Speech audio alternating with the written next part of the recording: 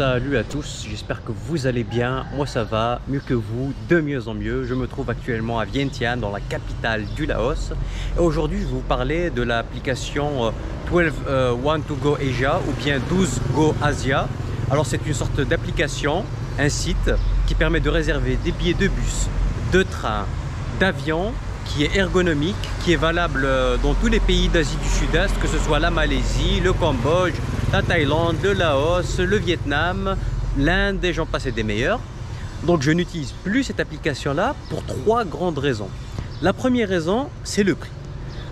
Généralement, les prix sont plus élevés sur cette application-là que quand vous réservez dans des agences locales. Alors je sais, c'est contre-intuitif parce que dans la conscience collective, on pense que quand on réserve à l'avance et sur Internet, ça nous coûte moins cher que quand on réserve directement sur place et à la dernière minute. Alors que c'est vraiment pas du tout le cas. Je vous donne un exemple.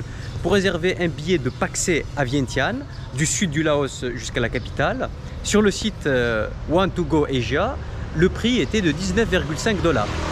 Alors que sur place, en le réservant la veille, à la dernière minute, j'ai payé l'équivalent de 15 $. Donc ça fait 30% de différence, ce qui est non négligeable. Donc imaginez-vous sur un trajet, si vous faites beaucoup de trajets ou si vous comptez faire un long voyage et que vous avez peut-être un budget limité, ben c'est de l'argent que vous jetez par la fenêtre parce que c'est exactement les mêmes bus, la prestation elle est identique, donc c'est vraiment dommage quoi. Donc le prix est vraiment, il y a une vraie différence de prix, ils prennent une grosse commission et honnêtement, voilà, vaut mieux réserver sur place et à la dernière minute. Voilà. La deuxième raison, c'est le service que vous avez de pick-up.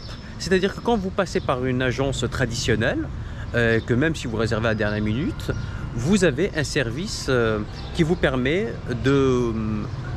déjà d'être récupéré directement de votre hôtel ou bien de votre auberge de jeunesse et vous êtes déposé directement à l'arrêt de bus. Alors que quand vous passez par l'application One to Go Asia, si vous réservez votre billet en ligne, ben vous n'avez pas cette prestation-là. Donc vous allez en plus de cela devoir payer un taxi pour vous rendre jusqu'à la gare ou bien un tuk-tuk. Alors qu'en soi, bon, il y a des petites villes où vous pouvez y aller à pied, c'est faisable. Mais par exemple de Vientiane centre vers la gare du sud de Vientiane, ben, il y a 11 km. 11 km, c'est beaucoup. Voilà. Donc parfois c'est vraiment excentré, vaut mieux passer par une agence traditionnelle. La troisième raison, c'est le fait que vous puissiez payer en cash. Quand vous réservez directement dans une agence locale, vous pouvez payer par carte bancaire comme vous pouvez payer en espèces. Alors que quand vous réservez sur l'application One to Go Asia, vous êtes obligé de payer par carte bancaire. Et si vous avez du cash, ben, vous ne pouvez pas payer votre billet. En tout cas, merci pour votre attention. N'hésitez pas à liker, partager et commenter. Et vous abonner surtout. Voilà, je réponds à toutes les questions et à tous les commentaires sans exception. Soyez juste respectueux. Merci et à bientôt. Ciao.